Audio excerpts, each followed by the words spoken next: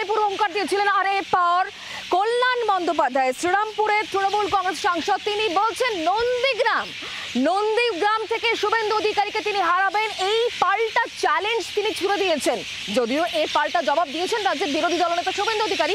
অর্থাৎ 2026-এর ভোটের আগে নন্দীগ্রামকে সামনে রেখে এই মুহূর্তে চলছে রাজনৈতিক উত্তাপ।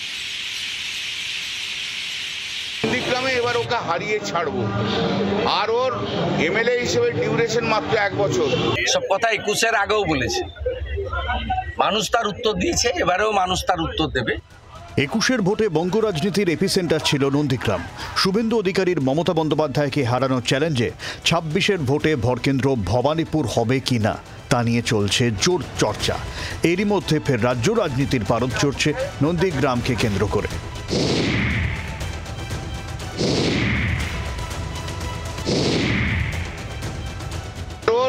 এমএলএ হিসেবে ডিউরেশন মাত্র 1 বছর, তারপরে রাস্তায় ঘুরে বেড়াবে।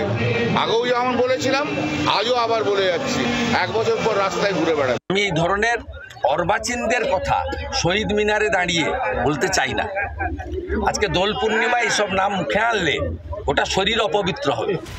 মমতা বন্দ্যোপাধ্যায় ও শুভেন্দু অধিকারীর লড়াইয়ে 21-এর বিধানসভা ভোটে জমি আন্দোলনে আঁতুড়ঘর নন্দীগ্রাম হয়ে উঠেছিল রাজ্য রাজনীতির প্রধান ফোকাস। রুদ্ধশ্বাস লড়াইয়ে শেষমেশ নন্দীগ্রামে যেতেন শুভেন্দু। যে ফলাফল নিয়ে কম টানাপোড়েনও জল ঘোলা হয়নি। 26-এর বিধানসভা ভোটের আগে এবার মুখ্যমন্ত্রীকে তার গড়ে হারাবার চ্যালেঞ্জ ছুড়েছেন বিরোধী দলনেতা। ভবানীপুরে হারাবো, আরো 5 বছর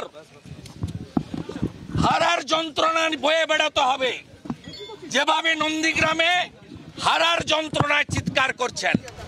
শুভেন্দু অধিকারী ভবানীপুরে মমতা বন্দ্যোপাধ্যায়কে হারানোর চ্যালেঞ্জ ছুড়তেই গো অ্যাহেডের বার্তা দিয়েছেন রাজ্য বিজেপি সভাপতি সুকান্ত মজুমদার। শুভেন্দুবাবু যদি ভবানীপুরে আমাদের কাছে প্রস্তাব দেন দলের কাছে যে মমতা বন্দ্যোপাধ্যায়ের বিরুদ্ধে দাঁড়াবেন উনি, আমরা অবশ্যই সেই প্রস্তাবকে সাদরে গ্রহণ করব।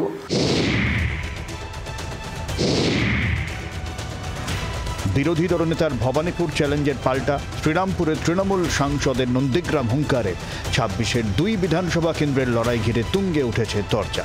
ব্যুরো রিপোর্ট, জি 24 ঘন্টা। বাংলার আওয়াজ, বাঙালির আবেগ, জি 24 ঘন্টা।